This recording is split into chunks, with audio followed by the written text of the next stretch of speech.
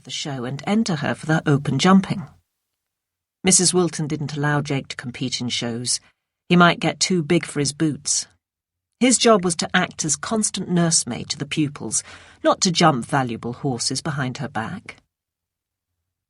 Usually Mrs. Wilton turned up at shows in the afternoon and strutted about chatting up the mothers. But today, because she was driving down to Brighton to chat up some rich uncle who had no children, she wouldn't be putting in an appearance.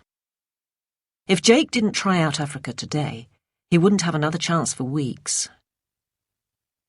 Africa was a livery horse, looked after at the riding school, but owned by an actor named Bobby Cotterell, who'd bought her in a fit of enthusiasm after starring in Dick Turpin. A few weeks later, he had bought a Ferrari, and apart from still paying her livery fees, had forgotten about Africa, which had given Jake the perfect opportunity to teach her to jump on the quiet. She was only 6, but every day Jake became more convinced that she had the markings of a great show jumper. It was not just her larkiness and courage, her fantastic turn of speed and huge jump. She also had an ability to get herself out of trouble, which counterbalanced her impetuosity.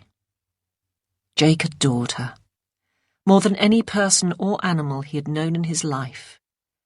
If Mrs. Wilton discovered he'd taken her to a show, she'd probably sack him. He dreaded losing a job, which had bought him his first security in years, but the prospect of losing Africa was infinitely worse. The alarm made him jump. It was still raining.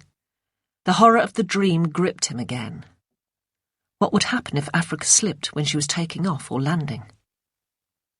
He dressed, and lifting up the trapdoor at the bottom of his bed, climbed down the stairs into the tack room, inhaling the smell of warm horse leather, saddle soap and dung, which never failed to excite him.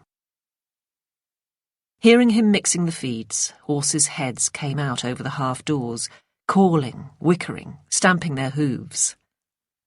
Dandelion, the skewbald, the greediest pony in the yard, his mane and back covered in straw from lying down, yelled shrilly, demanding to be fed first. As he added extra vitamins, nuts and oats to Africa's bowl, Jake thought it was hardly surprising she looked well. Mrs. Wilton would have a fit if she knew. It was 7:30 before he had mucked out and fed all the horses. Africa, feed finished, blinking her big, dark blue eyes in the low-angled sun, hung out of her box, catching his sleeve between her lips each time he went past, shaking gently, never nipping the skin. Mrs. Wilton had been out to dinner the night before. It was unlikely she'd surface before 8:30. That gave him an hour to groom Africa.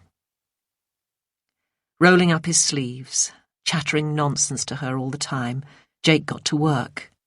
She was a beautiful horse, very dark brown, her coat looking almost indigo in the shadows. She had 2 white socks, a spillican of white down her forehead, a chest like a Channel steamer funnel, huge shoulders and quarters above lean, strong legs. Her ears twitched and turned all the time, as sensitive as radar. He jumped when the stable cat, a fat tabby with huge whiskers, appeared on top of the stable door, and after glancing at a couple of pigeons scratching for corn, dropped down into the straw and curled up in the discarded warmth of Africa's rug. Suddenly, Africa jerked up her head and listened. Jake stepped outside nervously.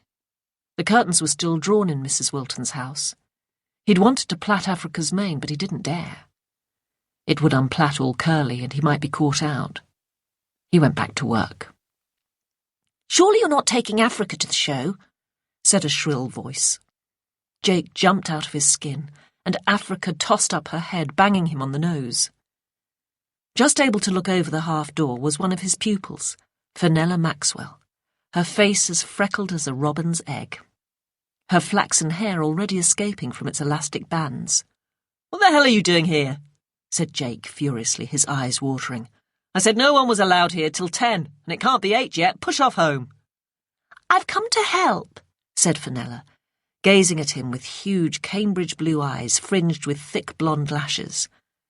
Totally unabashed, she moved a boiled sweet to the other side of her face. "I know you're by yourself till Alison comes. I'll get Dandelion ready."